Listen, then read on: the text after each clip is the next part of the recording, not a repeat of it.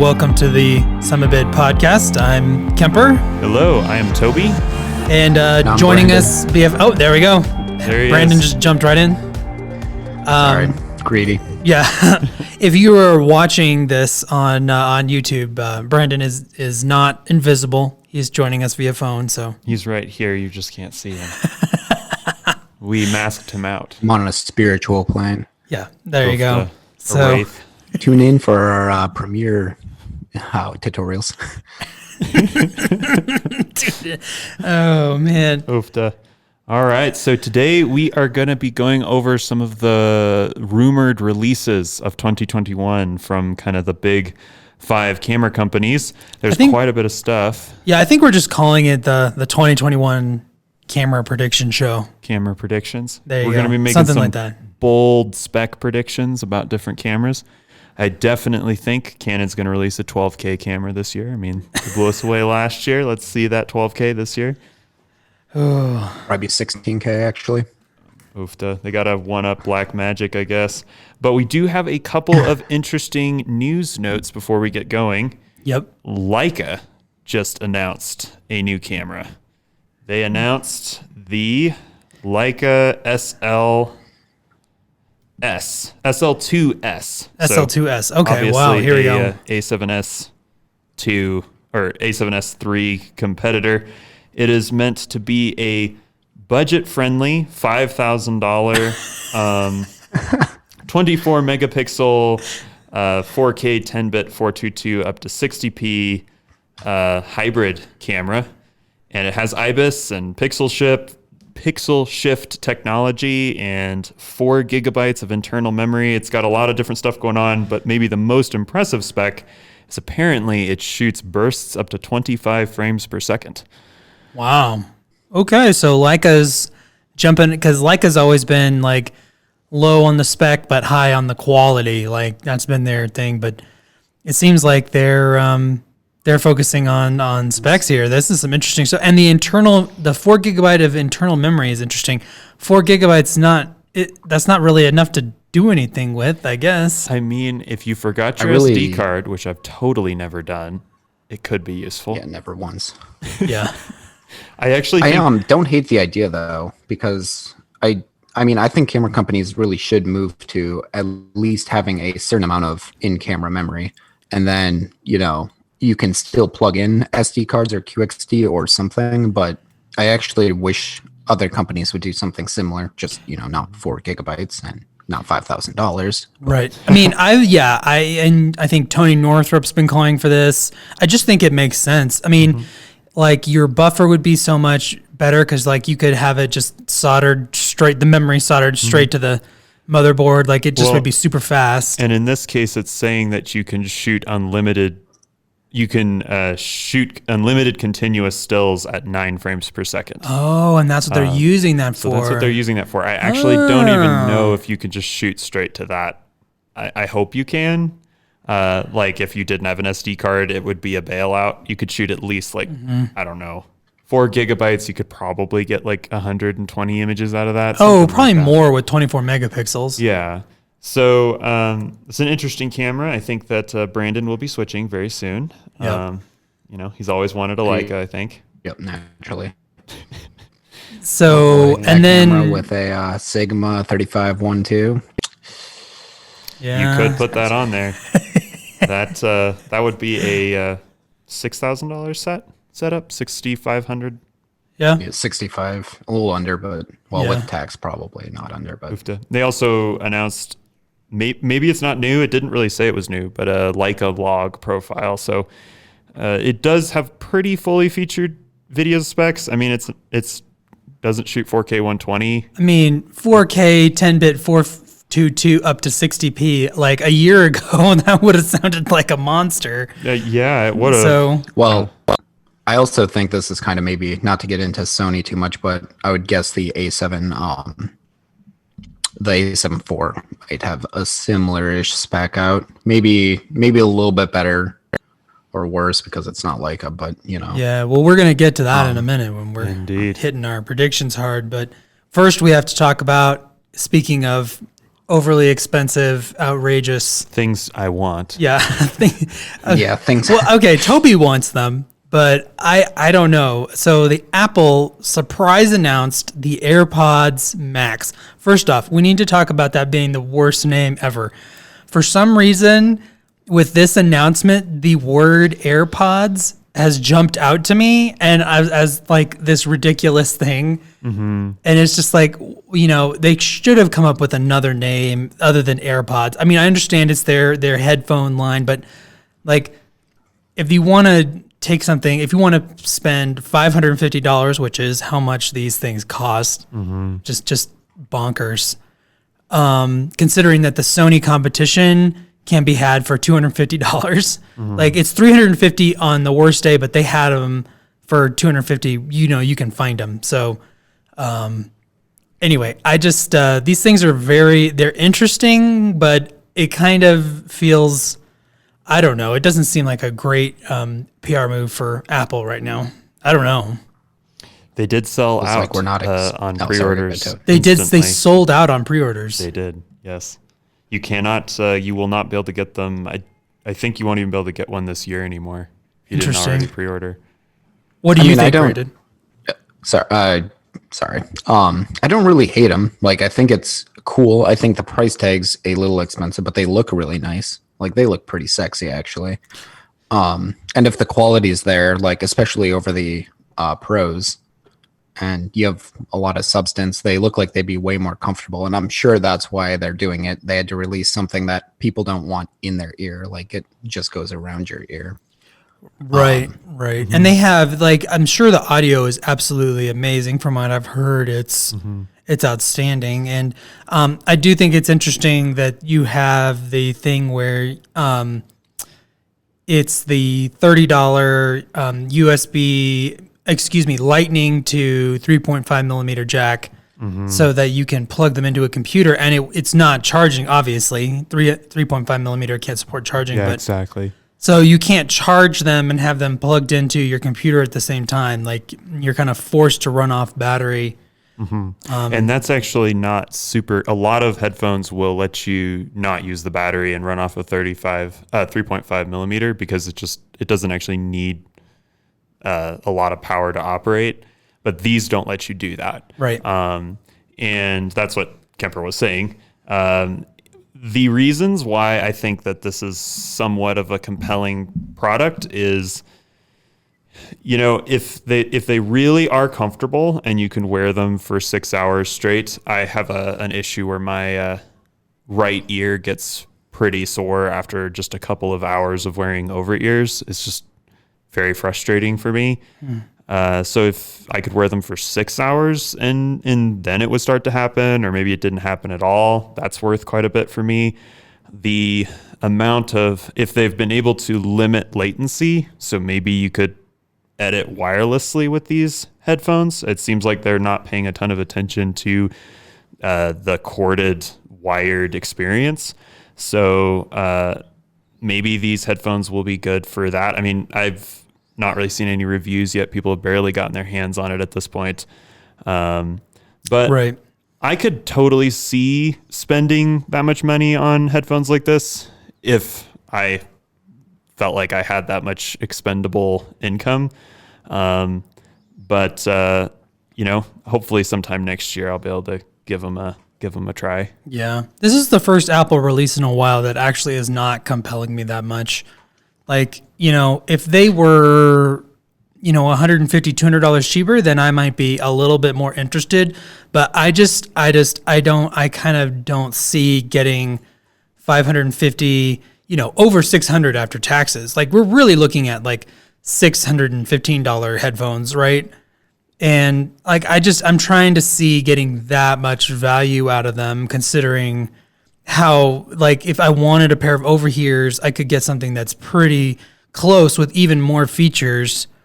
But, you know, you don't have that Apple experience. But, you know, part of the convenience of AirPods is that, you know, you can take them everywhere with you so easily. Like, that's part of what makes, like, my AirPods Pro so essential to me, is that I can take them everywhere with me super easily. And these they're portable, obviously, But, I'm not going on a run with them. I'm not going to just wear them around while I'm working, have one in while I'm, working on something or, They do whatever. have the awareness feature. So technically speaking, you could just have them on and still hear what's going on. Right. I mean, that is nice. I mean, your AirPods you have now have this same feature. Right. But I think that it comes down to the details. If they actually do sound incredible, I mean, I definitely like music enough to just hang out and listen to music and get value out of that. I don't know how much you like doing that or not. Yeah. I wear headphones all the time, and I wouldn't mind spending this much if there's the value there of audio quality and easy to use. I mean, 20 hours of battery life, that doesn't sound like... I think that to some people, since the Sonys do have 30 hours of battery life, it doesn't sound like the absolute most, but you're not going to run into that battery limit very often unless you just, I guess, don't charge it for like a week and a half. Then they might die. Right. I don't know. Right. It's kind of in that uncanny valley of charging where you have to charge it infrequently, just enough, where it's like you actually will run into a situation. Like for instance, like another example of that is that I've been doing was with the Ninja V. Like the battery on that lasts longer than my camera battery, so I'm in a lot less of a rhythm of like tracking the battery on that, and like all of a sudden I'll be like, oh, no battery, like got to switch it out. And whereas I never let that happen with my camera, just because I know how long it'll go, and it's not that long, in the grand scheme of things. The R5's battery is okay, but yeah, it's not like one of those things where you charge it every night. Like I think we're so used to that, and this is like one of those things where it falls out of that category. I mean, you're not plugging like you can, I guess, if you really wanted to. True. I just don't know if you'd get in the rhythm of it though. Like I'm in the rhythm of charging my computer every night and charging my phone every night and charging my AirPods every night. Honestly, kind of charging my battery, not every night, but every time I use it, I just charge the battery back up because, normally I make enough of a dent in it that you need to. So, right. But I don't know if you'd do that with these. Yeah, 20 hours. Yeah, you'd feel freedom, and then, you'd be getting on a plane and realize that you have 1 hour left. Do you run into battery life problems with the case on your AirPods? No, but I also charge it every night. I throw it on. I have not, what is it? One of wireless those charger. stations? Yeah, wireless chargers. Yeah. Oh, nice. So I just stick it on there, and that's a every very night. similar amount of battery life as what these have. Interesting. I guess I hadn't thought of that, but that is very similar. Yeah. Once you factor in, I've actually run into trouble in the past with my PowerBeats Pro, the case running out of battery because you leave it in your bag, and I had to get more into the rhythm of at least charging it a couple times a week. But I know a lot of people, and I used to do this when I had my AirPods before I lost them in Wyoming. It's a story for a different day. But check out the vlog. Before I lost them in Wyoming, I did charge those every day. So I think there is a weird thing that you're pointing out here where there is certain devices, it clicks, you charge them every day, even if you wouldn't actually have to. Because I did that with my AirPods. I had a charger by my bed that I plugged them into. But I've even since I lost the AirPods, I've struggled with the PowerBeats, just not plugging them in because that case is huge and it lasts forever, but I still have it die sometimes. So anyway, we probably have spent enough time on the giving our hot take on the AirPods Max. AirPods Pro Max. AirPods. No, and then it's just Max. AirPods Max. Wait till there's does a almost Mark sound III. better that it's AirPods Pro Max. Almost sounds better than AirPods Max. Yes, I agree. Probably because the phone is called the Pro Max. They're gonna do a really even more professional version of them, and they're gonna be called the Apple AirPods Pro Max, and then they're gonna do a Mark II and a Mark III, so it'll be the Apple AirPods Pro Max Mark II. Yeah, and it's going to be $2,400. Right, exactly. Like other monitoring headphones. All right, so like we did on our other show for the biggest wins and losses of the camera industry in 2020, I set this up so we could go through the camera brands in alphabetical order. So the first brand here at the top is Canon, and they have rumored of like 5 new RF mount stills hybrid bodies coming out, which is a lot for 1 year. Yeah. We've They're going to replace, it looks like they're going to replace the RP, which is good because the RP was underpowered for sure. And then it looks like they might replace the EOS R. Yeah, that's kind of what it's looking like. There's a potential replacement for the EOS R. I guess they do have a gap. That 30 megapixel camera right now it goes from 20 to 45. That's quite a gap. So they may be thinking 30, put another 31 in there. I don't know. I think it's going to be more like the A7, because I don't think the R6 is really like an equivalent to the A7 series. Do you think it'll be more like an A7 series camera? What do you mean not equivalent? Like, oh, right, yeah. I mean, I hear what you're saying. The R6 is a little above like the A7 III. Yeah. Like, and kind of different, like more video focused and more lower megapixels, but like for a reason, where the A7 is, I don't know, I don't know. It just seems different. No, yeah. I mean, I think that it probably is going to be right at that $2,000 price point. And I'm guessing it won't have 4K 60.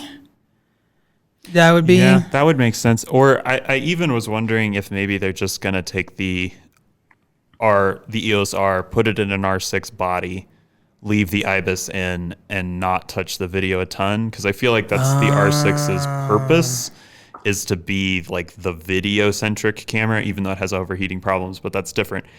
That's a different conversation. I'm sure Canon's not looking at it that way. And then the R would be like the stills body, the R replacement. So like the EOS R Mark II, I guess, or whatever.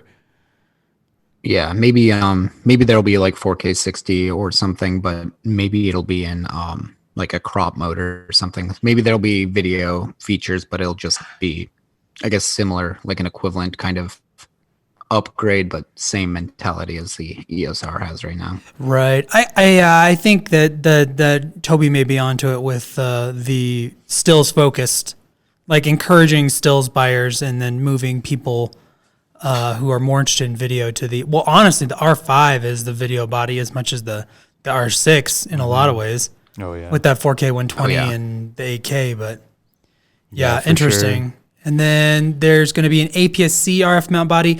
This is notable just because it means that the M mount is dead. I guess that is what that means, isn't it? Well, in the M50 Mark II, which was announced recently, I don't even think we talked about it. Maybe we did go over it real quick, but it was basically nothing.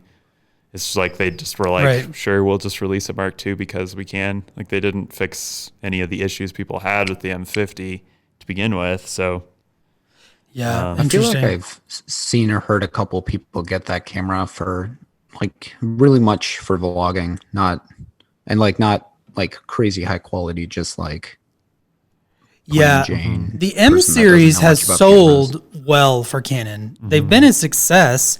I think the photographer industry, not the photo industry, but the photographer industry kind of looks down on the EOS M series, but I actually think they've sold well. I think they've been the closest to a consumer camera success that we've seen in the late 20 teens. Mm-hmm. So, I mean, it's not surprising that they're moving their APS-C to the RF because, I mean, why wouldn't they? They have this great new mount.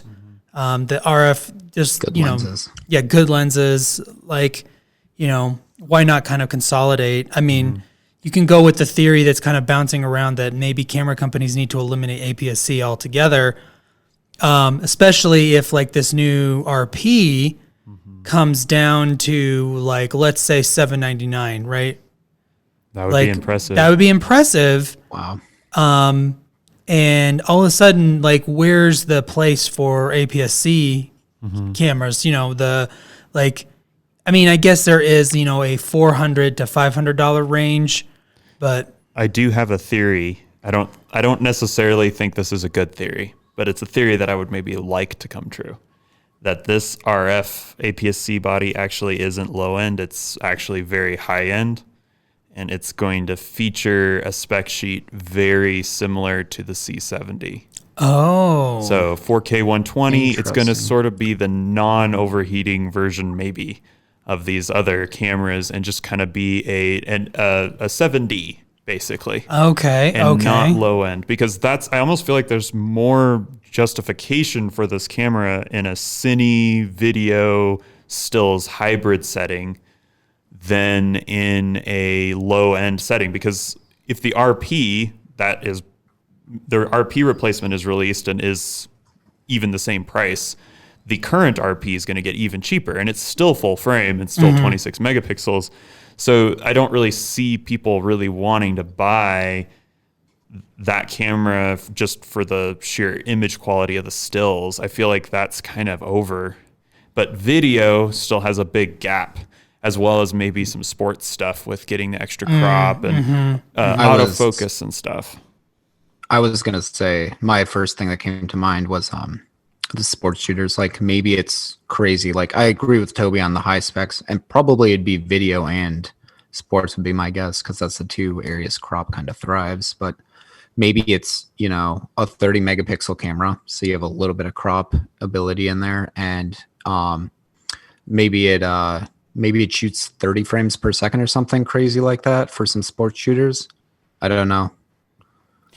It could be, but flipping the script to a high-resolution full-frame body, this is probably one of the most certain releases. It's been rumored for a long time.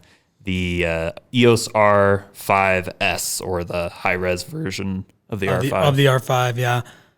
And, obviously there's a lot to be excited about. It's supposed to have pixel shift, which is interesting that they did not include that with the R5.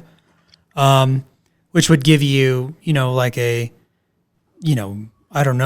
huge 100 and some odd megapixel, 180 megapixel. Probably like one, yeah. Yeah. And go for it. I was just going to say, that's one that you'd be thinking about getting, right? I'd probably look at it. I'm shooting enough video right now that it would have to have good video specs, and you run into the same problem, whereas if the files are too big to do panoramas, does it actually make sense, since that's kind of how I shoot, unless it was I kept my R5, so it'd be interesting to see. I would have expected, yeah. Right, yeah. Well, and there's like that technology too. I'm surprised aren't coming into some of these cameras that Nikon, I believe, has with the D850. I'm pretty sure, where you're able to shoot, even though it's a 50 or a 47 megapixel camera, you're able to shoot in a like 25 megapixel format with it without cropping, right? Is that something? That is definitely a thing. I'm surprised that we're not seeing that. Oh, sorry, good. Well, no, I'm surprised too that, first off, the Sony A7R4 should have that feature. They need to figure out how to add it in firmware if they can. Like, it's a necessary feature. And then, we talked about in a previous podcast about the pro bodies, and we're going to mention them obviously again here because we're talking about 2021 predictions, but that, those pro bodies are all the three flagship bodies for Canon, Nikon, and Sony are going to probably all shoot 45 megapixels, and so they'll probably have to have that feature as a necessity just because of who's using the camera. So I think we're going to be getting this feature more commonly, not just in the D850. But yeah, it would be nice for that to be, on this new R5S. Yeah, exactly. Indeed. So before we maybe just talk about the flagship RF mount camera that may be coming, and maybe the fact that might be coming could also foreshadow a few lenses that might be coming, I do just want to mention that there is some rumors that there may be a C200 Mark II coming for this Canon cinema line, as well as a C50 and a C90, which means a camera that goes a little below probably and a little above the C70 that's already been announced. I have no clue exactly what those maybe would end up looking like, but what would you guys want this flagship RF mount camera to, what kind of specs would you guys want to have it have for you to maybe purchase that camera, since I don't think either of you have ever really gone to that flagship level of camera before. So what would this need to do to kind of convert you that direction? So, I don't know. I say this as a Sony shooter right now, but I really already like the specs in the R5. Like, it'd be hard for them to do too much, I would think. But I mean, if they got rid of the overheating, so that just was not a thing. Maybe added a grip to the body, so it just naturally had a grip on it, kind of like the 1DX series. I think I like the megapixels where they're at, but maybe if they made it like, no, I think megapixels would have to stay about the same, 45. I don't know, it already has really good IBS in the R5. Frames per second's really good in the R5. I'm trying to think of what I'd even want more. I think getting that fully blackout free shooting experience like the A9. I mean, like the R5's close, but like having a fully silent version of the R5 with no blackout, and it's rumored to have a global shutter, which would enable that. But yeah, I mean, I'm with Brandon. Like, it's gonna be, there's gonna be maybe probably some quality of life things above the R5, but actual spec wise, I'm not sure what it's gonna bring to the table that would convert me. Yeah, I think that there's potential just within that professional camera body, like professional handling, durability and stuff. I could see potentially down the line buying another version of this camera. So like I don't know what they're going to call it. They already took the EOS R, so maybe this is the EOS R1 or something, to kind of harken back to the 1D series. Maybe I get a Mark II or a Mark III of this. I just don't foresee them being able to do anything in this particular camera that would really be mind-blowing. But Canon did put some crazy features in cameras I would never have expected a year ago that Canon would have done what they did. So who knows? There may be something in this camera that just really makes it compelling.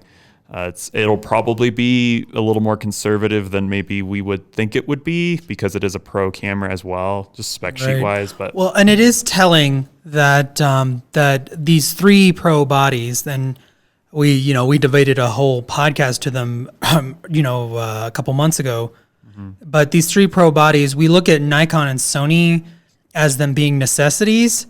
And here we're with Canon, we're like, well, it's going to be nice. I think that just goes to show how far the R5 went for them. But it's not like if they don't get a R1 out in 2021, they're in huge trouble. Because honestly, they won't. Like these new pro Nikon and Sony bodies, which will have very similar specs to what we're just talking about, they will, the R5 will compete with them. It won't be quite as good, but it also will be cheaper and, more established. So I just think that just kind of goes to show the dent in the industry that the R5 actually made. And a lot of these cameras we're maybe hoping for a spec sheet that is similar to the R5s.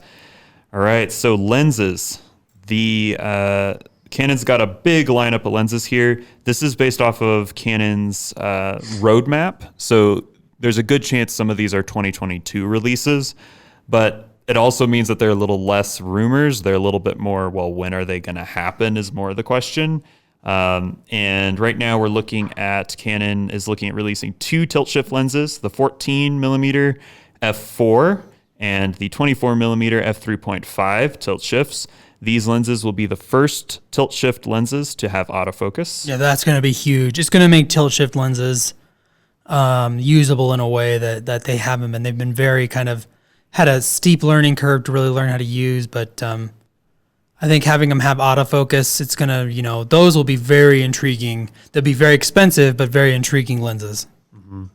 And then for the zoom lenses, the roadmap includes the RF 10 to 24 f4L, the RF 14 to 35 f4IS USM, the RF 18 to 45 f4 to f5.6. I think that lens confirms that there's going to be an APS-C RF body because, I mean, 18 to 45 would be great for full frame, but that seems like an APS-C lens. No, it's an APS-C lens, yeah.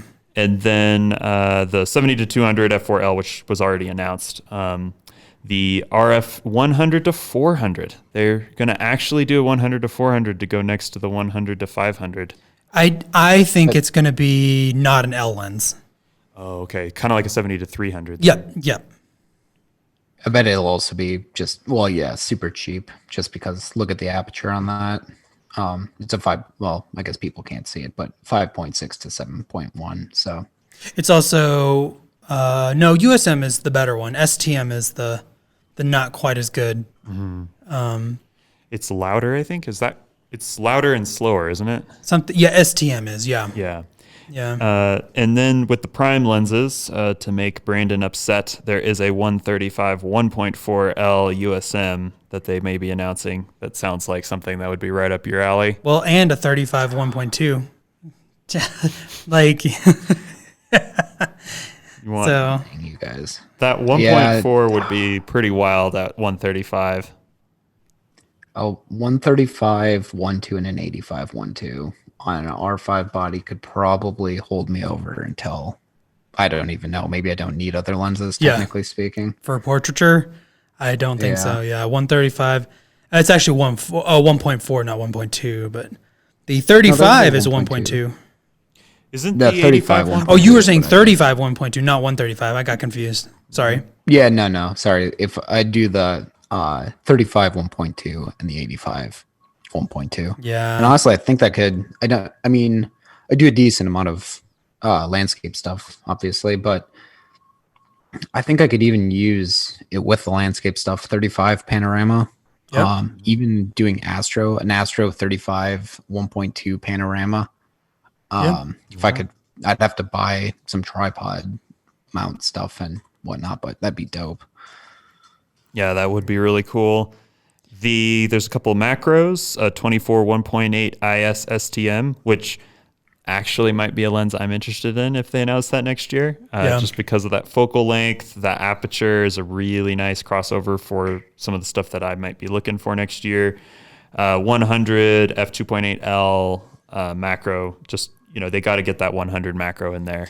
Right. And then they got super tellies, finally, super telly primes, 400 2.8, 500 f4, 600 f4, 800 5.6, and a 1200 f8. So that is a crazy super telly prime lineup right there. That'll take care of stuff. I bet that won't all be in 2021, but how wild would it be if they just announced all of them at once? That would be amazing. That would be insane. Just watch Kemper try to figure out how to sell his kidney to buy a no 600 joke. F4. Yeah, no joke. Okay, so we probably spent enough time on Canon. I do want to notate when I was compiling these notes, Canon was a lot easier to find stuff on, and I don't know if that's something to do with the person that runs the rumor site that I was looking at. But Canon and Sony were way easier to find info on. It was really easy to scroll around and find rumors. Fuji and Nikon and Panasonic, I really had to dig, and I want everyone to just take all of the rumors a lot less seriously with these three kind of middle camera companies because they seem a lot less reliable based off of kind of what I was looking at actually on the site. So a lot of the stuff we just talked about, I'm very confident is going to happen. Some of the stuff we're going to be talking about as we move down the line is, I just don't know. I don't think we really know what these camera companies are planning, but we have some stuff to talk about, and we're going to start off with Fuji. They have a new, smaller GFX 100 with IBIS is kind of the headlining feature I was able to find, or headlining rumor for next year. Yeah, I mean, that's pretty cool. I guess the large one has IBIS though, right? Mm-hmm. So it's just making it smaller then. Yeah, realistically, it's just putting it in a GFX 50 body kind of is the idea. Oh, yeah, smart. And Maybe with better IBIS would be my assumption, but yeah, who knows? Yeah, I Maybe mean, worse IBIS, those unfortunately. GFX 100s are pretty slick. So Yeah. They just announced an 80 millimeter f1.7, and I realize that maybe that doesn't sound that fancy, but for medium format, that is a Fujinon GF, so it's a medium format lens. That's going to be super fast. like a 51.7. That's crazy fast. right, yeah. I mean, you should look at the primes. They're all f4. Like I think there's a couple 2.8s, but that's like 1.4 in 2.8 is like 1.4. Not equivalent, but like in How difficult it is to get. light. yeah, how and difficult it bokeh. is to get the rarity of the lens. So, yeah, that is exciting to see. Basically a 50. Who knows what the equivalent of that 1.2 is? maybe? Or No, maybe it should it's be an even F1. more, and it's closer to an F1. So yeah, that's exciting, and Yeah. They've got an APS-C 27 millimeter f2.8, so on the other end of that spectrum, a very slow, a very slow prime lens. But it is a pancake prime, so that's to be expected. Yeah, that's cool. And then the XE4 is rumored to come out in the spring. I was only able to find rumors for the first half of 2021, so I wasn't able to locate anything else. Right. Well, and really honestly, notable. the reliable stuff is probably all going to be first half, right? I think there's some, you can, I mean, I guess July is what I look at, is like a lot of what we're talking about probably will come out by July, which is when the Tokyo Olympics are. So, which were supposed to happen this year, Indeed. but got jacked up. Yep, they did. So unfortunately, that's kind of all we have on Fuji. I guess I'll ask Brandon, what would Fuji need to release this year? Or could they release anything this year that would make you look at them as a possible option? That's a good question. I don't know. I've always had like an affinity for Fuji. I don't know why. It's just always one of those brands. I'm just like, oh yeah. Like I kind of go between like, oh yeah, Sony. I like Sony. Even a little bit of Nikon, and kind of thinking about switching to Canon, but that's been a thing for a while. But Fuji's been for a while just that company that I'm like, I really like the Fuji colors and everything, but I'm not quite willing to go to a crop camera, I think, and I don't know.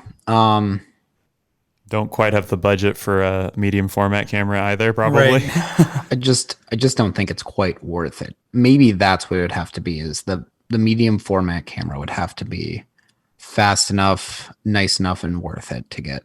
But that 80 millimeter f1.7 could be something that would kind of get me to go that way. And if they can figure out just how to, the high megapixel, the colors there and everything, and I know the colors are already really good on medium format, but if they could just figure out how to just make it so much more distinguishable from just like, even like the R5 or even my A7R3, that could be something.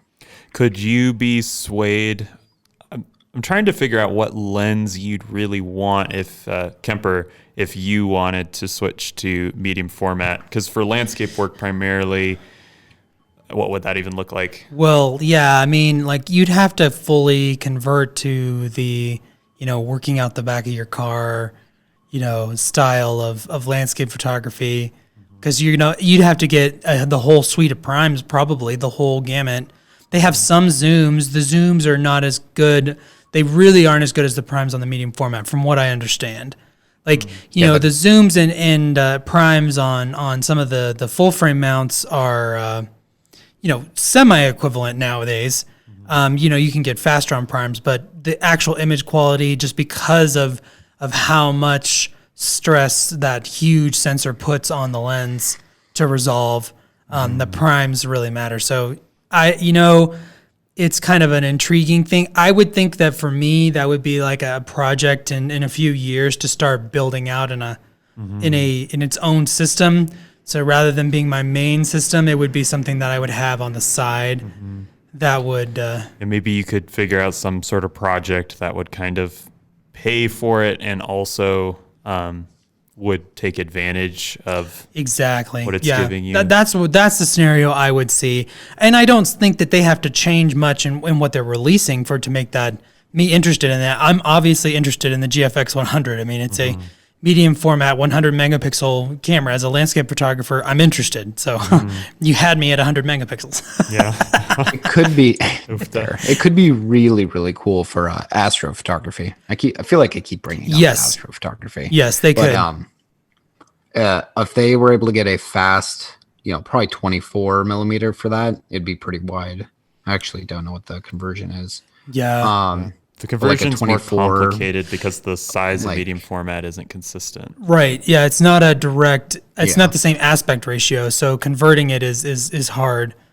But yeah.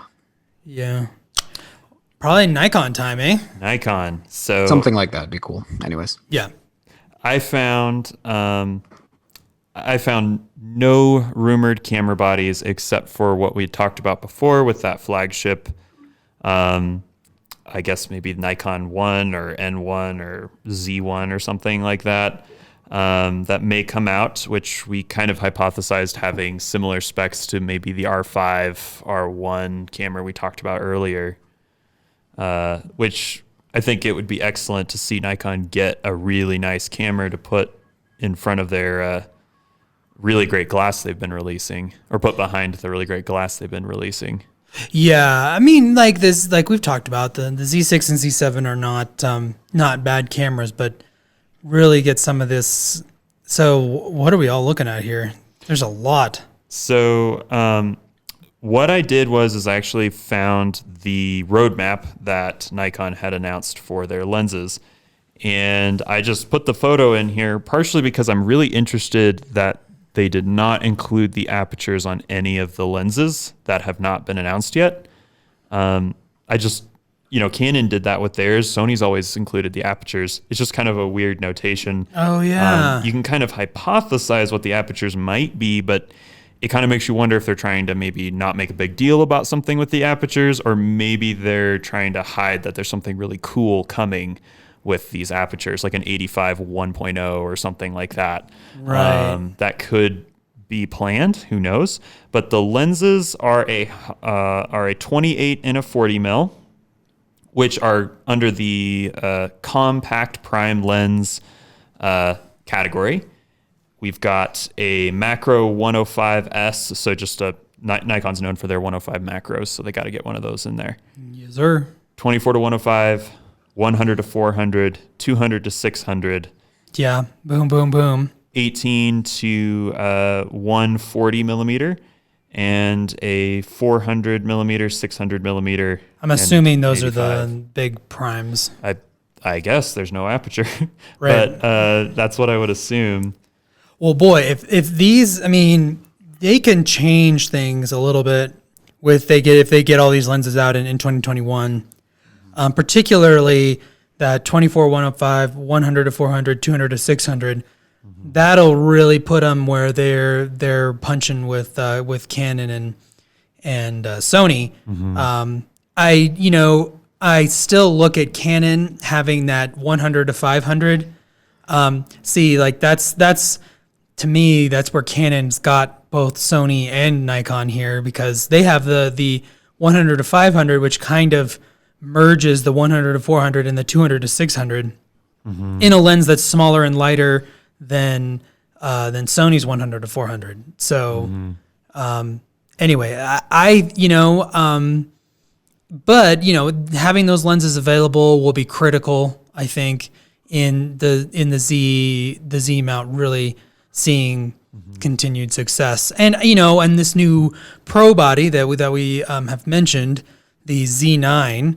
I think that could change things too. If it's about as capable as Sony and Canon's, I think that the Z line has enough going for it that it will start pulling people over. And since the F-mount glass does seem to operate well, especially the later F-mount glass, it does mean they have a built-in platform of those professional wildlife primes and zooms, the 200 400 as well. I will say something that's maybe slightly disappointing about this lens lineup is both Sony and Canon's roadmaps include different lenses, like new focal lengths, new apertures. And while there could be new apertures, because they're not telling us about that at this point, there's really nothing out of the ordinary here, like the 100 to 500 that Canon just released. The only groundbreaking lens that Nikon's released so far is the f0.95 5695. Yeah. Yeah, I mean, when you really think about it, that is what they're doing. Is they're playing catch up, and that's what we've been talking about with Nikon. And it looks like that trend's going to continue. Like I said, if the Z9 kind of fully does catch up, just on a body, wise, and who knows, maybe it'll be the best one of the pro bodies. I think there's a chance Nikon pro bodies, like a lot of people have favored the D5 over the 1DX. Just they feel like that Nikon Pro level is really the next level of usability and all of that. I've never used a D5 or a 1DX, but yeah, they've been known for their low performance for sports, and their lenses seem to be sharp. They do have a holy trinity in place. And a holy trinity that seems like it's a really sharp one. Yeah. Which is helpful to have over Sony's somewhat lackluster. Lackluster holy trinity. Sorry, Sony shooters. Sorry, Brandon. Hurtful. I wonder if they're really, like, I guess these lenses make me think that Nikon might be taking a step back to kind of the wildlife and like landscape kind of form. Like a lot of them are basic, but it'd be really cool if they did something where like the 100 to 400, since it's just kind of a plain Jane lens. I say that kind of mean, but if they did something where it was just a little bit faster aperture, so you could do a little bit more with out in the field. So I don't know. Right. Or get that. I bet the 200 to 600 will be 5.6 constant because their previous 200 to was it? That was that 200 to 500. It was 200 to 500. It was 5.6 constant. So that'd be innovative. What is Sony's? I forget the aperture on that. it is Don't know off the top of my head. 5.6 to 6.3 is what I think. I know it winds up at 600 being 6.3. So if it were 5.6 for that whole range, the 200 to 600 being 5.6, that would be an innovative, and that would bring people to Nikon. That lens would, especially if it maintains that sharpness across the whole zoom range, like it's razor sharp, like a lot of Nikon's lenses have been. Yeah, and the autofocus on it being just tack, like the motors and everything being really good. I guess that's the only thing I'm seeing where I could see some of these lenses being, bringing wildlife photographers back and landscape photographers back. The 18 to 140 could also be really cool if that was just a constant f4, because that could be like that is a crop lens, just to be it's a DX lens to go on the Z50 line. Yeah. Oh, never mind then. Yeah. Brandon's like, about it. Forget about it. Who knows? Maybe they will release with the sports and wildlife lenses here a D500-esque camera could fit, I guess. Why do you think that Nikon insists on calling full frame FX and APS-C DX at this point, where it just is confusing to everybody? It's like, oh, this is a DX lens. Yeah, I guess it's just, maybe it's an internal... Like it's an internal thing. Because if you're not in the Nikon world, you don't know what that is. Yeah. So it's just a giant inside joke with like the CEO or something. It's like dumb X. Dumb X. Get out of Fantastic here. X and dumb X. Fantastic. Yikes. All right. So it is Panasonic time, and there's not a lot to talk about, unfortunately. Womp womp. Poor Panasonic. There's no rumors at this point of any Micro Four Thirds cameras. So I think they've killed it. Like they said they weren't going to, But the evidence is showing there's been no lenses, there's been no bodies, and they've released the S5 like late in 2020, and James Popsy switched over, which makes me wonder if he just knows some things. Yeah, no, I considering how much he has gone on and on about how Micro Four Thirds is amazing, is amazing, and not a huge drop off, and now he's full frame. So yeah, but they've got some lenses. 24 1.8, 35 1.8, 50 1.8. So they got their 1.8s, an 85 1.8. Finally. Yeah, and a 70 to 300. Boy, oh boy. If that's all Panasonic gets out in 2021, they're in trouble. I guess they will benefit from some of the Sigma stuff and maybe some of the Leica stuff. Leica's coming in with their $5,000 budget body. Here's the thing, though, is I don't think this is accurate. I think we will see an S1 Mark II and more importantly, an S1R Mark II. I think the biggest problem that Panasonic has is that they have not yet got a body that is just usable. Like, I mean, that's mean, but just where there's not a weird amount of kinks in it, and the autofocus just needs to be better. They do really high quality like image stuff, but that was really dumb. They have very high image quality, but there are just so many little problems with the bodies that they need to get out just a very, very solid body or two. They need to fix the autofocus, in my opinion. I'm as an L mount shooter, just get the autofocus right, and I may wander my way back over there someday, but not till that's fixed. As much as the S5 really is a compelling camera, it's going to make a lot of people really happy. They have to, the S1 Mark II, like Kemper's saying, and the S1R Mark II, which would be really great for them to release those cameras next year. Right. Just refine the autofocus and make them maybe a little smaller without really compromising how many buttons and dials they have, and you're right. Well, and Panasonic with these L lenses, these L cameras have kind of led the way with some computational photography things, like the high res mode, which it like intelligently selects part of the frame that are moving, so it eliminates it, so it's actually usable, unlike Sony's and some other companies, where it does the sensor shift thing. Like, and then they we kind of forget about it, but Panasonic was the first one to have like animal detection autofocus. So like you get it where it's working, and then you get some of these AI focused camera features off the ground, these machine learning and all that stuff, that you kind of have a groundwork for, maybe even more so than some of the other companies. We don't know what Canon's going to do with its pixel shift mode, which we mentioned in the R5S. We just don't know what it's going to do, but we know that Sony's is not good. It's a huge pain to do. And, and it's almost more of a color thing, which color's really valuable, of course, but it seems like it's almost more color than detail oriented with the way that it works. Right. Well, the R4, it is detail oriented because it's a 240 megapixel image. Oh, wow. So, okay. Yeah. Well, there you go. With the R3, it doesn't change the megapixels. It just changes the color. The color depth. Okay, that's what I was thinking of. Yeah. All right. Well, cross your fingers if you're shooting L mount. The only other major rumor I saw is that they could actually be releasing EVA1, which is their like professional video camera with an EF mount actually, but releasing that with an L mount.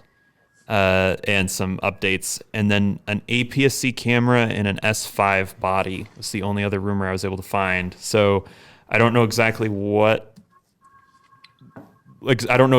they'd release that camera, considering the S5's already a really great price and a really great feature set. But I mean, if they're able to either put more interesting specs or make it really try cheap, to pull some of the more enthusiast shooters up into it, then yeah, I guess we'll see. It's weird how many.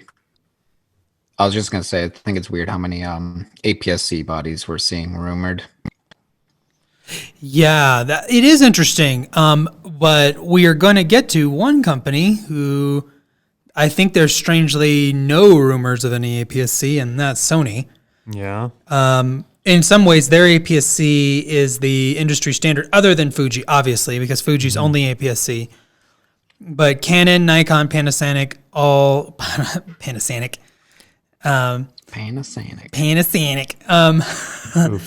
they're bringing APS-C, but Sony, no word on it, which kind of comes into my theory that Sony's trying to kill it off. That's what the A7C was the beginning of the end for Sony APS-C, because they probably look at buyers and they're like, well, we can get them to spend $150, $200 more, in a few years, granted, not right now, for a full frame body, and then they only have one ecosystem to worry about. Yeah, for sure. Before we jump fully into Sony, there's really one big Sigma rumor I wanted to mention that applies to Canon and Nikon. Sigma is rumored to start producing lenses for Z mount and RF mount in 2021, which would be a huge deal, because that's one of Sony's biggest advantages right now is you get Sigma with right. And I wonder if this means Tamron as well. I would assume Tamron's doing it as well. Unless Sony Tamron just might has that not, because corner, unless Sony's just making them not do that. Well, I don't know. Sony own a part of it, but they can't dictate what Tamron is. Still its own company. They can release for whatever camera company wants. That also being said, Sony's kind of famous for producing stuff for other companies anyways. Like for so many years, and maybe even now, they do the sensors for Nikon. So Sony probably will be like, yeah, sure, make us money from other companies. I mean, so, I don't know. I think that would actually make more sense, considering I don't think Sony makes the sensors for the Z cameras. I could be wrong, but to my knowledge, it's actually a company called Tower Jazz that makes those sensors. It's not. I think that the started with the D850 on. It's not been Sony. Interestingly enough, I could be wrong. It's not like common knowledge where they actually get them. So, go ahead, Brandon. Okay. Oh, I was just gonna say, are they still producing the D610 and stuff like that? I don't know if they're going that far back. I mean, they definitely are still producing cameras that have Sony sensors, though. They're making D850s still, probably. Yeah. D850s. They just released the D. Oh, what's it called? The D750? The D750. Yeah, they just released that in this last year. I think it was this year. If it wasn't, it was late last year. Yeah, we should have had that in our 2020 roundup episode if it was. Yeah, shoot, we forgot about that. But to kind of jump in full force into what Sony's looking at, the first thing at the top here is the Sony A93, which is a tentative name, apparently. Toby, we wanted to mention that Sigma has patented a 200mm f2 and a 300mm f2.8. Oh, also. Yeah, for sure. That's actually 200 f2 would be pretty sweet. That'd be huge, yeah. 300 2.8, ooh, both of those. The specific thing about that I would love is this would be, sorry, we keep talking about my gear set, but something on my mind. But R5 with the 28-70, the 85 1.2, and the 200 f2. That would be just a dream for me. I think I could live off those three. Wow. That would be I think intense. A lot of people could live off those three, Brandon. Truthful. Oh man. And the 300 2.8, that's getting towards wildlife, of course, wildlife sports. Right. Well, and then the nice thing about that is that it won't be quite as big as those other ones, but you can put teleconverters on it. That's kind of because, you put a 2x teleconverter on it and it's a 600 5.6. Yeah. So like that's really handy, and it's small and light. So that's always been the big advantage of a 300 2.8. What were you going to say, Brendan? The 200mm f2 actually would be super cool like that too, because you'd get a 400 f4. How I'm trying to think of how this stops. That's what you would get. There's a 400 f4. Yeah. Yeah, it would work. I think it halves the light. It's a little different than stops, I think. No, it is. No, it is? stops. It's the same as stops. Yep. So it would take it stops. down to f4. Yep. So, I mean, that's the 400 f4 still decently fast. Right. For sure. Well, and then Yeah, it it's would pretty be fast and right. All right. So the Sony A93. Some of the rumors here is Sony will launch this new high-end camera in Q1 of 2021, maybe on January 11th. So we're talking pretty soon at CES show. It will be named as an A9 series camera and not an A7 series camera. So it may be an A9S or an A9 III. It will have a new 50 megapixel sensor, which is like doubling the resolution of the A9 II. 8K 30p video. It's not an amazing 8K mode, meaning you won't be getting 8K 60 or anything like that. It's kind of out whether it'll overheat. Of course, hard to say at this They're point. saying with no overheating, but We'll see. We'll see. Sony's not like this perfect camera company that's never had overheating problems. I'm sorry to break the news to everyone, but Toby would never have experienced something like that. never possibly would have happened to me one time. Other specs from the A7S III, so the EVS, the EVF autofocus, and maybe the flip screen, who knows? The at least $1,500 more expensive than the R5. So expect something like $499 is what it says. $4,999. That's not $1,500 more than the R5 though. It would be $5,500. Yeah, It's like 55 is 13. $1,500. Yeah. Anyway, So Sony Alpha Rumors guy didn't do his math quite. it has apparently been rumored in the code has been there's been a code that he thinks might be it. The Sony Alpha Rumors guy thinks might be it, has been registered in Asia. So that would mean very early January we may be talking about this camera. So Brandon, I have a very serious question for you. Are you going to drop $6,000 on this camera? Probably. Brandon's like, I'm just going to say probably and drop the mic because The thing about it is I'm in love with like the Canon lenses and the R5 just generally. The thing about the A93, if it lives up to the expectation of what it says, I'd be really into it. And I have a hard time leaving I really like that Zeiss 40mm. Sony's 85-1.4 isn't like the most amazing lens in the world, but I really like how it renders everything. And I love that it has like perfect bokeh, like perfectly circled bokeh. And yeah, that sums it up. I just really like those two lenses. So just sell all your lenses, keep those two lenses, and buy this camera. There we go. yep, exactly. Sounds like a foolproof plan.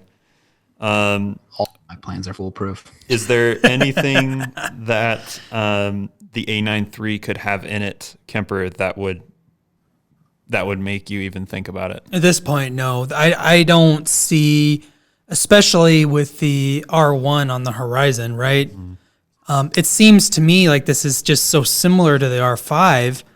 Like what's going to be, I mean, obviously it's going to have full silent shooting and all that, which I was talking about on the R1.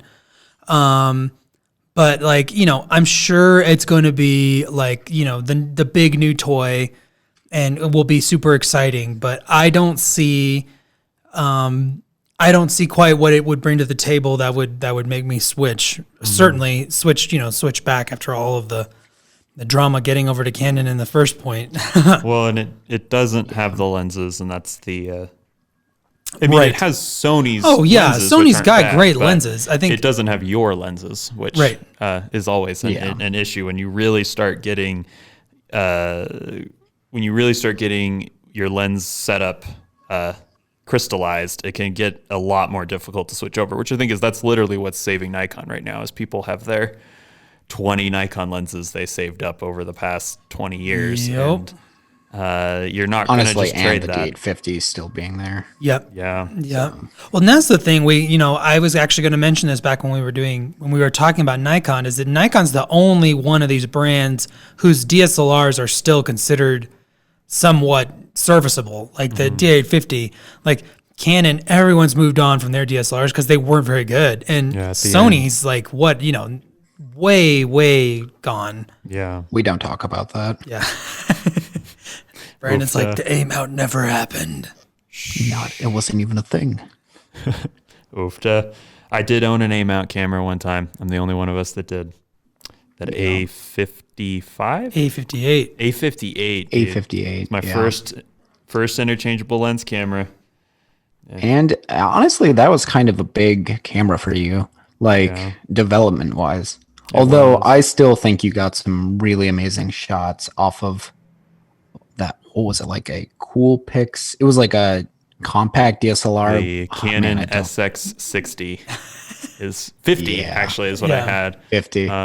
It's actually funny. My girlfriend has one of those cameras, and I hadn't seen one in years. So I finally got to pick one up again, and it was so much smaller than I remembered it being. Like 3 times smaller. Because when I first had it, I felt like I had this really cool camera. It looked legit. It looked really cool.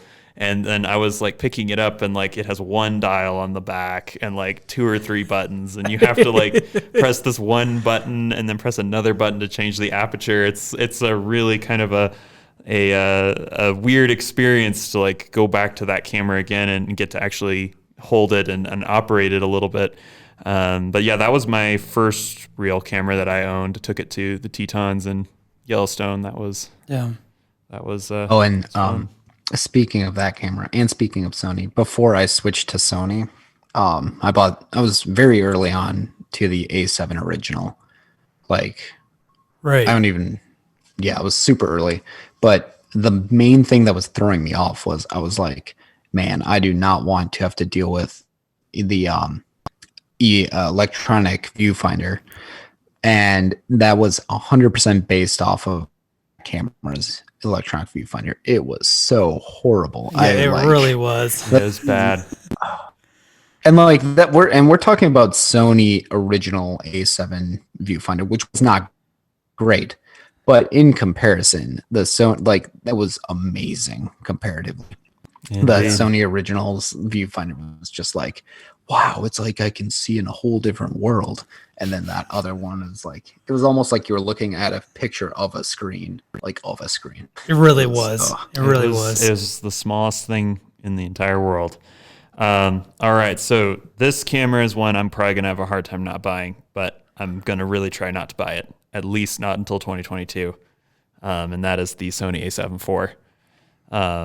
It is Q2 announcement at the earliest. Q3 is more likely. That's not great to me. I feel like the A74 is kind of needed yesterday, right this second. And right.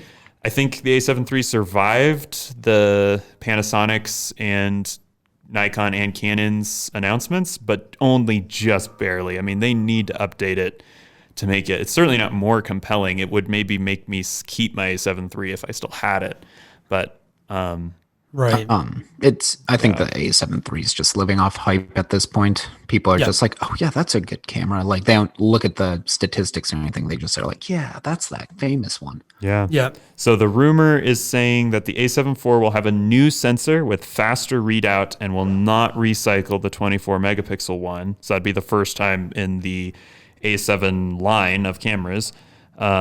His source, the Sony Alpha Rumors guy's source, said 30 to 32 megapixels. That would be a great sweet spot for this camera. It would be. It would be the EOS R of your dreams at that point, probably, or my dreams anyway, with full frame 4K and all that goodness. The EVF will have 3.69 million dots and not 5.7, so they're still putting a lot lower LCD than their higher end cameras. Most probably the LCD will also be on the cheap side, but the image quality and AF will be top notch. That was a note that he had there. Yeah. We've talked about that. The Sony Alpha Rumors guy, he kind of likes he really truly drinks the Kool-Aid. Like he just Well, I mean, if you're a Sony shooter though, looking for rumors, that's what you want. You want some. right. I mean, he's like I'm going to sweeten the bad news that they're not fixing the LCD. It's going to be on the cheap side, but image quality and AF are going to be top notch. I mean, I expect it will be. Right? Yeah. I mean, I would as well. The video will be 4K 60p. What that means is that's significant because that means that 4K 120 will not be in a single one of these recent camera rollouts of the kind of mid-range full-frame cameras. It's the S3 and it's the R5, and that's it. It really sets those cameras apart at this point. But I think No, go ahead, Brandon. Oh, sorry. I was going to say, do you think the A93 will have it, though? Doesn't actually say it will. I guess the 50 megapixel sensor could mess that up. Right. The 50 megapixel sensor could mix that up. And then also, Sony has a history of handicapping the video on their A9s. The two previous ones, neither of them were video powerhouses. So. Well, they didn't even have log profiles, did they? Right. Yep. They didn't even have log profiles. So. And they may still not be able to do that. So they're like, well, why would we put 4K 120? My bet is that it will. I just feel like that, considering that the Z9 says it will, and then I would assume the R1 will have it. Yeah, I think that there's a good chance it will. But it is interesting, kind of feeding back into the Panasonic thing. It does leave a door open for Panasonic to, I mean, with the old line of cameras, they put 4K 60 in where nobody else did. Maybe the S1 Mark II will put 4K 120 in for 2500, and none of the other ones will do that. Got some sirens going by here. They're coming to get you, Toby. Dang it. They for thinking about Panasonic. Hurtful. So and $24.99 price, so a $500 price jump for the A74, which makes sense because the A7C will just be a year old at that point. So, do you think that it's worth $2,500 considering? I mean, I guess it matches the the R6, which is similar specs. Would be a better stills camera, probably. Yeah, it would be probably better stills because of the 30 megapixel. Yeah, I mean, I don't. It's going to be like the EOS R Mark II.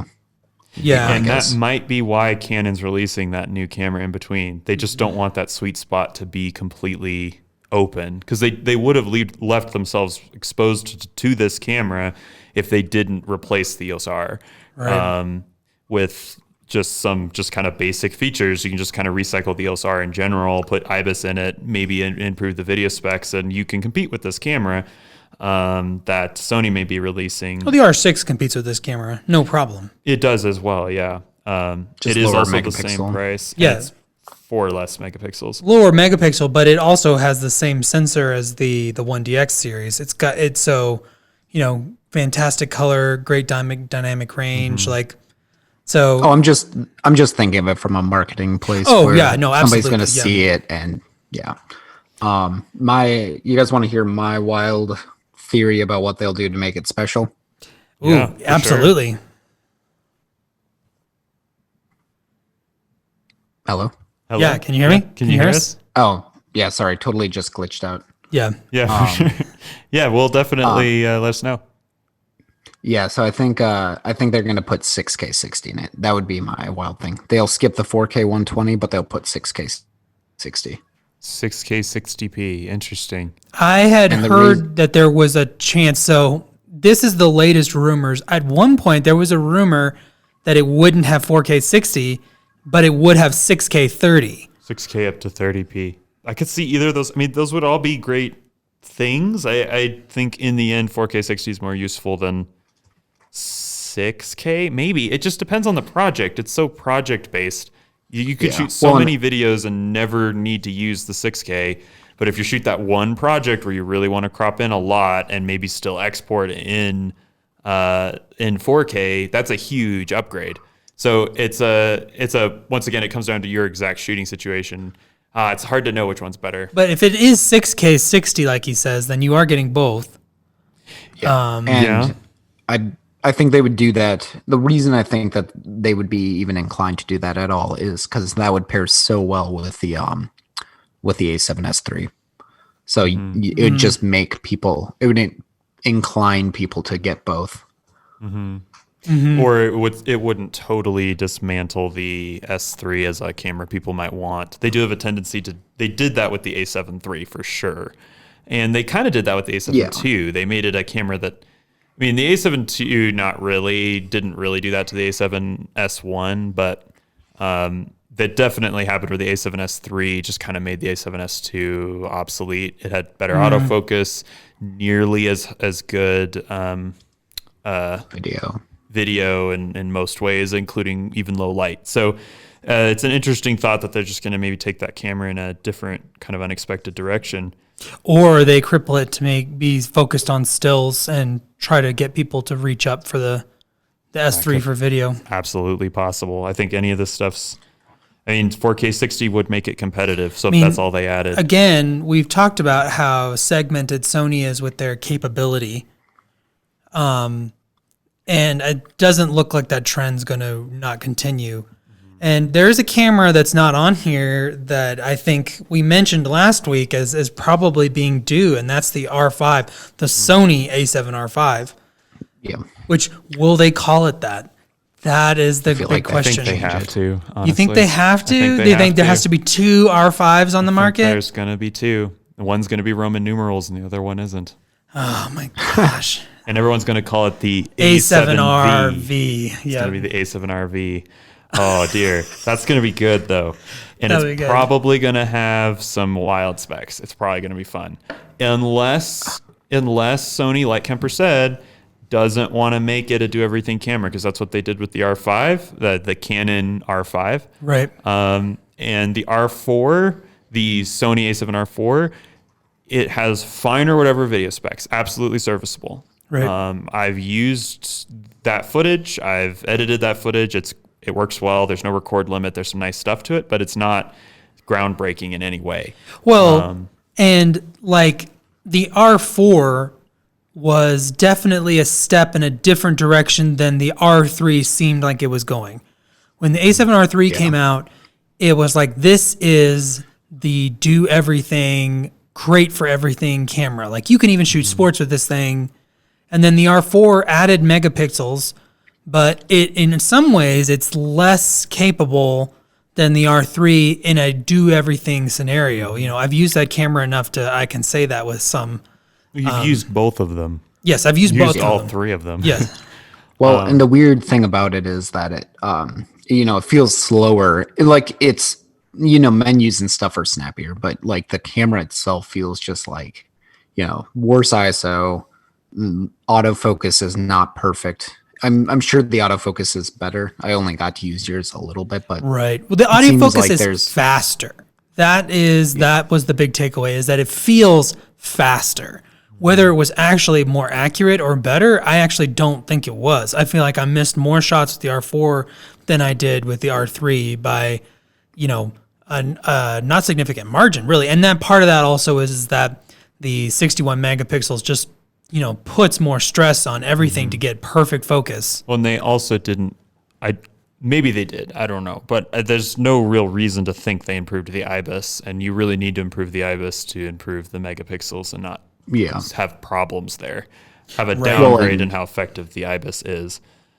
Yeah, and the crappy position that puts me into. And I had the option too. Like, when you sold your R4, like, it would have been a small price for me to upgrade to that, and you offered it to me, and I thought about it, but I kind of declined that. And what that does to me is I'm now in the position where the upgrade that I want, like, just linear wise, is the R5 from Canon. Like, that feels like the upgrade that should happen. Yep. From the R3. In a lot of ways it is. So. If you were an R3 user, something like the R5 is a more that's kind of what you want, is a higher megapixel but still good for everything camera. The R4 is a more of a studio landscape camera, in my opinion. You still can. Yeah. We know I'm talking about it maybe in a way that someone would think they can't shoot, anything they want, and you can. It's just not as quite as capable as I felt like the R3 was, and then the D850 kind of felt that way too. And I think that's what we're going to be missing from Sony is that the A93 may be that way, but it's also going to be $5,500, $6,000. So it's going to be way expensive. Yeah. My bet is that basically what happens is the A74 kind of takes the place of in between the R3 and the just A7 original line, and then the the A93 kind of goes down and fills that like really nice upgrade to the R3, and then the A7 or the A7R5 is going to kind of be like, I'm guessing it'll be like 100 megapixels or 80 some megapixels, something crazy high like that. And it won't really be, it'll just be a very high megapixel camera. And that's the point of it. Like I bet they don't do too much to it. Right. Or I think that alternatively, they could do what they did with the R2 to the R3, or they keep the same megapixels, but they iron out some of the kinks.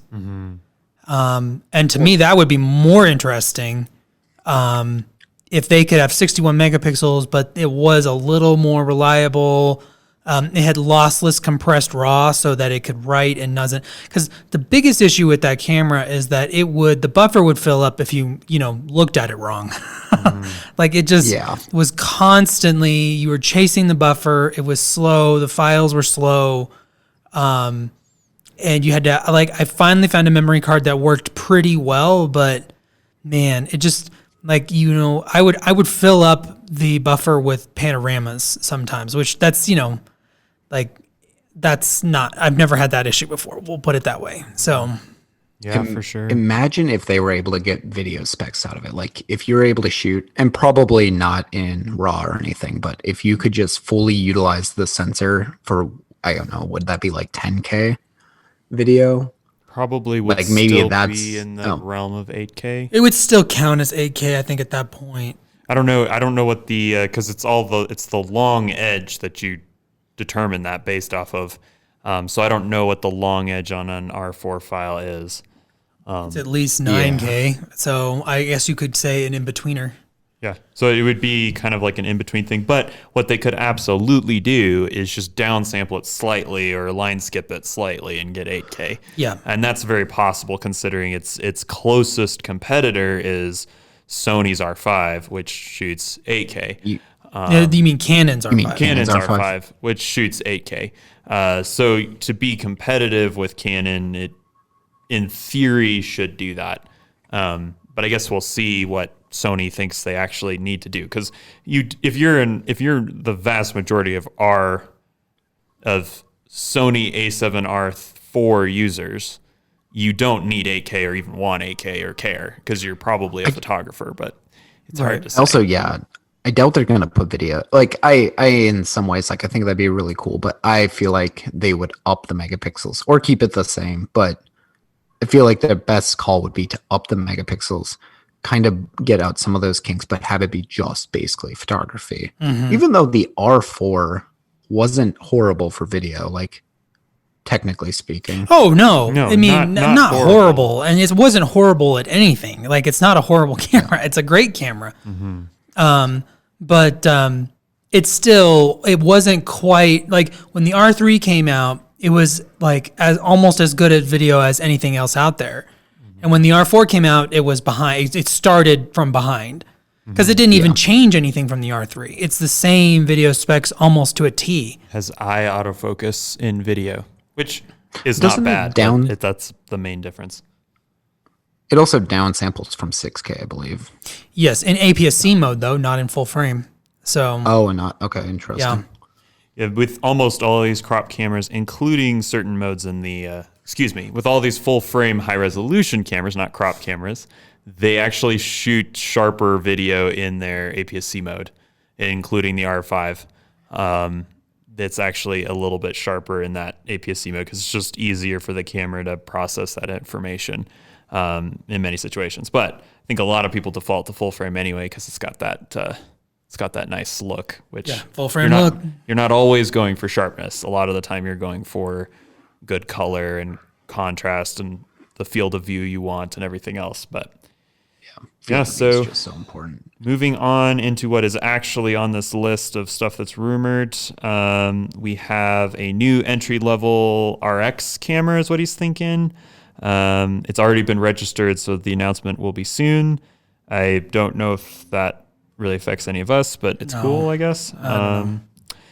A Sony 35mm f1.4 GM, and Brandon experienced last year some of the issues with Sony's current Sony Zeiss 35mm. So are you interested in that at all? No, I think I'm staying with the 40. If I were to change to a 35, it would be the Sigma 35, which is a 1.2. Yeah.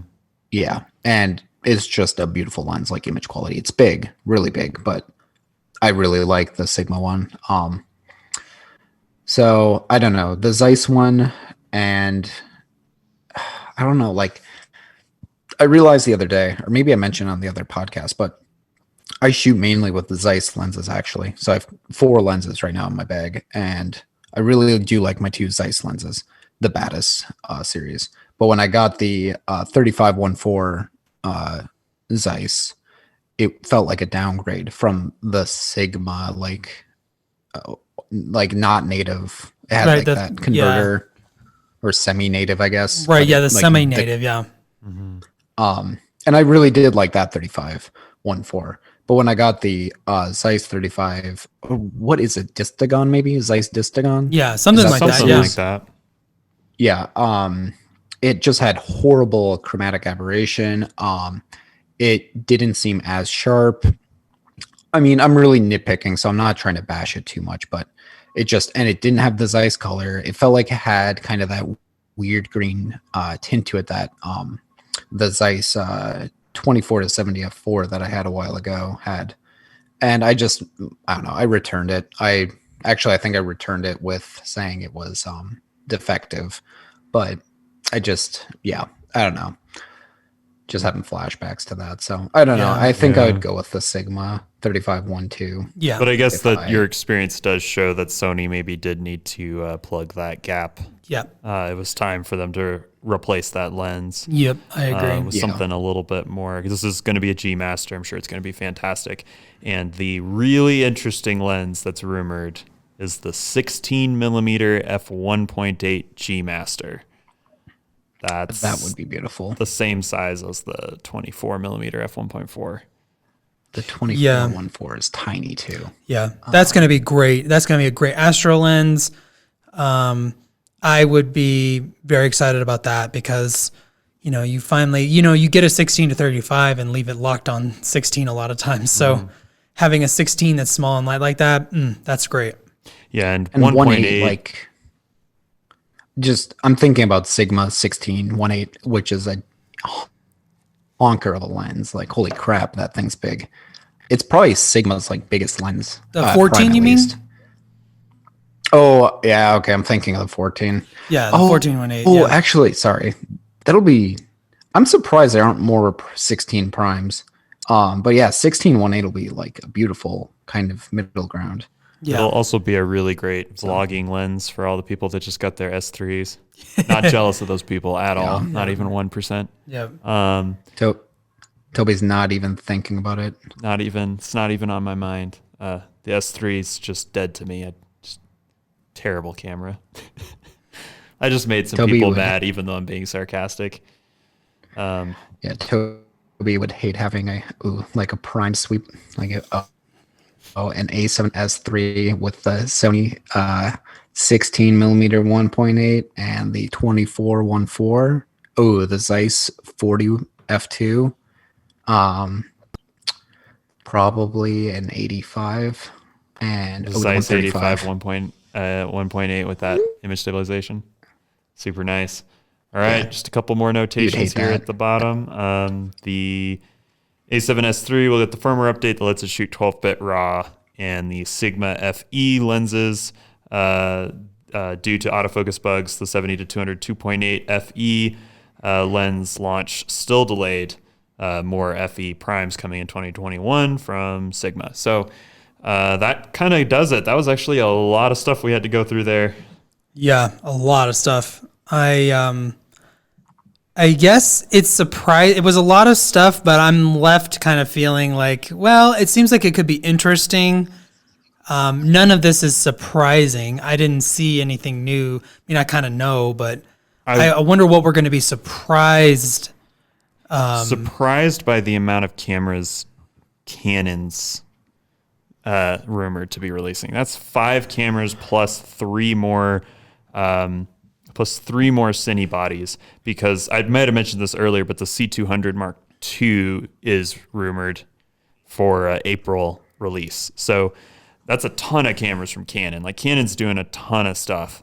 Yeah. And Sony's doing a lot, because I bet Sony does more than what's on this list, including the R5 or the Sony A74V, should we say, just to clarify. Right. Well, I mean, Sony does also randomly surprise you with a long gap between cameras. You know, everyone's like, oh, Sony releases so quickly. Their release schedule's so much quicker. But then it was way long. We waited a long time for the A7 III. The S3 was years overdue. 5 years. Yeah. And I could see the next R kind of them letting the current R4 get very long in the tooth before actually upgrading it. So I guess it's due this year, and we talked about it, but maybe it won't come. Yeah, we'll have to see. I think there's a chance it won't come, literally based off the fact that if they release this A93, that might kind of fill that gap for a lot of people, and they might want to push that, but Yeah. I don't know. Yeah. I mean, it's hard to make up a huge amount of sales volume in those $5,500 to $6,000 cameras. They just, there's not a huge volume on them, but Yeah, I wonder what the number actually is. It'd be interesting to know. Like, a 1DX Mark III, did they sell? I could see it being like 50,000. I could see it being like 5,000. Like, I could see it being anywhere in there. yeah. It's like, ouch. There's 12. It's because it's a DSLR in 2020. All right, so that is kind of the outlook at 2021. You can definitely follow us on YouTube or any of your favorite podcasting apps, and we will be covering this stuff as it launches or doesn't launch, I suppose. Yeah. And you can definitely be looking out for those videos. It sounds like 2021 might get off to a good start for Sony here. Yeah. I think we'll be talking about Sony in early 2021. So. All right. Well, thank you guys so much for watching, and let us know if you have any wild predictions in the comments down below, or I think you can also message Summit Bit on Instagram if you've got anything, wild predictions to make yourself. We'll shout you out if you get something right. Yeah, absolutely. All right. Have a good one. Have a good one. Bye. Peace.